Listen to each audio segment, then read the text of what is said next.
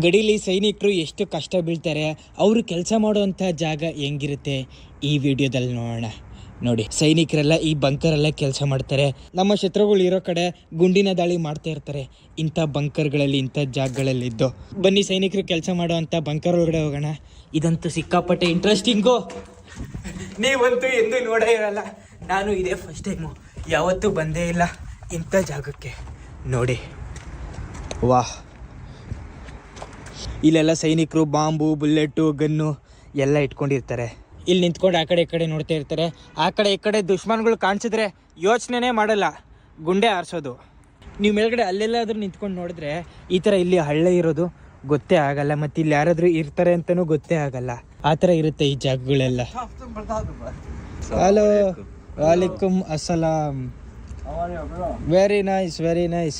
ಅವ್ರದೇ ಜಾಗ ನೋಡ್ಬಿಟ್ಟು ಸಿಕ್ಕಾಬಿಟ್ಟೆ ಖುಷಿ ಪಡ್ತಾವ್ರೆ. ನೋಡಿ, ಇಲ್ಲೆಲ್ಲ ಬೂತ್ ಕನ್ನಡಿ ಇಟ್ಟವ್ರೆ. ಇಲ್ಲಿಂದ ನೋಡ್ತಾ ಇರ್ತಾರೆ, ಅಲ್ಲಿಂದ ಯಾರಾದ್ರೂ ಕಾಣಿಸ್ತಾರ ಅಂತ. ವಾಹ್, ಅದ್ಭುತ ಇದಂತೂ. ಸೈನಿಕರು ಇರುವಂಥ ಈ ಥರ ಬಂಕರ್ಗಳು ಕಾಂಕ್ರೀಟು ಕಲ್ಲುಗಳಲ್ಲಿ ನಿರ್ಮಿಸಿರ್ತಾರೆ. ಎಷ್ಟೇ ದೊಡ್ಡ ಬಾಂಬು, ಬುಲೆಟ್ ಬಂದ್ರೂ ಇದರಿಂದ ಒಳಗಡೆ ಬರೋಕ್ಕೆ ಸಾಧ್ಯನೇ ಇಲ್ಲ. ಆ ಥರ ನಿರ್ಮಿಸ್ಕೊಂಡಿರ್ತಾರೆ. ಅಕ್ಕಪಕ್ಕ ಕೆಳಗಡೆ ಮೇಲೆ ಎಲ್ಲ ಫುಲ್ ಪ್ರೊಟೆಕ್ಷನ್ನು. ಈಗ ನಾವು ಅಂಡರ್ಗ್ರೌಂಡ್ ಬಂಕರ್ ಒಳಗಡೆ ಹೋಗೋಣ. ಅಂಡರ್ಗ್ರೌಂಡ್ ಬಂಕರ್ ಒಳಗಡೆ ಹೆಂಗಿರುತ್ತೆ ಅಂತ. ಇಲ್ಲಂತೂ ಫುಲ್ ಕೆಸರು. ಇದಕ್ಕಿಂತ ಮುಂದೆ ಹೋಗೋಕ್ಕಾಗಲ್ಲ, ಆದರೆ ನೋಡ್ಬೋದು ಏನಿದೆ ಅಲ್ಲಿ ಅಂತ. ಇಲ್ಲೆಲ್ಲ ಸೈನಿಕರು ಕುಂತ್ಕೊಂಡು ಊಟ ಮಾಡೋದು, ಮತ್ತೆ ಪ್ಲಾನ್ ಹಾಕೋದು, ನಕ್ಷೆ ಹಾಕೋದು, ಗನ್ಗಳೆಲ್ಲ ಏನಾದರೂ ಕೆಲಸ ಇದ್ರೆ ಅದನ್ನ ಮಾಡ್ತಾ ಇರೋದು ಎಲ್ಲ ಇಲ್ಲೇ ಕಾರ್ಯನಿರ್ವಹಿಸ್ತಾ ಇರ್ತಾರೆ. ಇದಂತೂ ಸಿಕ್ಕಾಪಟ್ಟೆ ಸೇಫ್ ಜಾಗ. ಯಾವುದೇ ದೇಶದ ಸೈನಿಕರಾಗಲಿ ಅವ್ರಿಗೆ ನಾವು ರೆಸ್ಪೆಕ್ಟ್ ಮಾಡಲೇಬೇಕು. ಯಾಕಂದರೆ ಅವರ ಜೀವನ ಪಣಕ್ಕಿಟ್ಟು ದೇಶಕ್ಕೋಸ್ಕರ ಹೋರಾಡ್ತಾ ಇರ್ತಾರೆ. ಎಲ್ಲ ದೇಶದ ಸೈನಿಕರದು ಒಂದೇ ಸ್ಟೋರಿನೇ. ಮತ್ತು ಎಲ್ಲ ದೇಶದ ಸೈನಿಕರು ಕೆಲಸ ಮಾಡುವಂಥ ಜಾಗ ಹಿಂಗಿರುತ್ತೆ. ಬಾರ್ಡರ್ಗಳಲ್ಲಿ ಸಿಕ್ಕಾಪಟ್ಟೆ ಡೇಂಜರಸ್ಸು. ಅವ್ರ ಜೀವ ಅಂತೂ ಪ್ರತಿದಿನ, ಪ್ರತಿನಿತ್ಯ, ಪ್ರತಿ ಕ್ಷಣ ಡೇಂಜರಲ್ಲೇ ಇರುತ್ತೆ. ಇಲ್ಲಿ ಬರುವಂಥ ಪ್ರವಾಸಿಗರಿಗೆ ನೋಡೋಕ್ಕೆ ಇಲ್ಲಿ ಟೈರ್ಗಳು ಇಟ್ಟಿದ್ದಾರೆ. ಆದರೆ ರಿಯಲ್ ಆಗಿ ಬಾರ್ಡರ್ಗಳಲ್ಲಿ ಇಲ್ಲೆಲ್ಲ ಸ್ಯಾಂಡ್ ಬ್ಯಾಗ್ಸು, ದೊಡ್ಡ ದೊಡ್ಡ ಕಾಂಕ್ರೀಟ್ಗಳು ಇಟ್ಟಿರ್ತಾರೆ. ಯಾಕಂದರೆ ಬರೀ ಟೈರಿಂದ ಬಾಂಬು ಮತ್ತು ಬುಲೆಟ್ನ ತಡೆಯೋಕ್ಕಾಗಲ್ಲ. ನೋಡಿ, ಇಲ್ಲಿಂದನೂ ಅಷ್ಟೇ ಸೈನಿಕ ನಿಂತ್ಕೊಂಡು ಗನ್ನಲ್ಲಿ ಗುರಿ ಇಟ್ಟು ಗುಂಡು ಹಾರಿಸ್ತಾ ಇರ್ತಾರೆ. ಮತ್ತು ಈ ಥರ ಎಲ್ಲ ಅಲ್ಲಲ್ಲಿ ಹಾಕ್ಕೊಂಡಿರ್ತಾರೆ, ಶತ್ರುಗಳಿಗೆ ಈಸಿಯಾಗಿ ನೋಟಿಸ್ ಆಗಬಾರ್ದು ಅಂತ.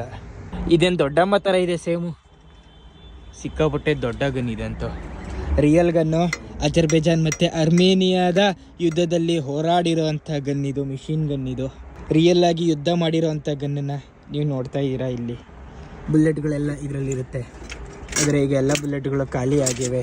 ಗನ್ನಂತೂ ಸಿಕ್ಕಾಪಟ್ಟೆ ಭಾರ ಇದೆ. ಹಿಂಗೆ ತಿರುಗಿಸಿದ್ರೆ ಹಿಂಗೆ ತಿರುಗುತ್ತೆ, ಹಂಗೆ ತಿರುಗಿಸಿದ್ರೆ ಹೆಂಗೆ ತಿರುಗುತ್ತೆ.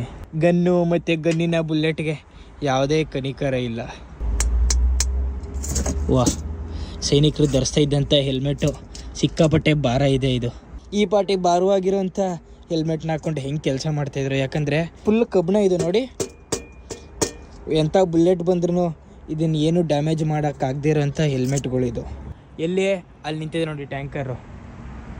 ಆ ಥರ ಟ್ಯಾಂಕರ್ ಏನಾದರೂ ಇದ್ದರೆ, ಈ ಥರ ಮಿಸೈಲ್ ಬಿಟ್ಟರೆ ಇಡೀ ಅಷ್ಟು ದೊಡ್ಡ ಟ್ಯಾಂಕರು ಉಡೀಸಾಗ್ಬಿಡುತ್ತೆ. ನೀವು ನೋಡ್ತಾ ಇದ್ದೀರಲ್ಲ, ಇದು ಸ್ಟ್ರಾಂಗ್ ಪಾಯಿಂಟ್ ಪೊಸಿಷನ್. ಇದು ಇಲ್ಲಿ ಸೈನಿಕರು ನಿಂತ್ಕೊಂಡು ಬುಲೆಟ್ ಹಾರಿಸ್ತಾ ಇರ್ತಾರೆ. ಮತ್ತು ಕಮ್ಯುನಿಕೇಷನ್ಗೆ ಟೆಲಿಫೋನ್ ಇಟ್ಕೊಂಡಿರ್ತಾರೆ ಸೈಡಲ್ಲಿ.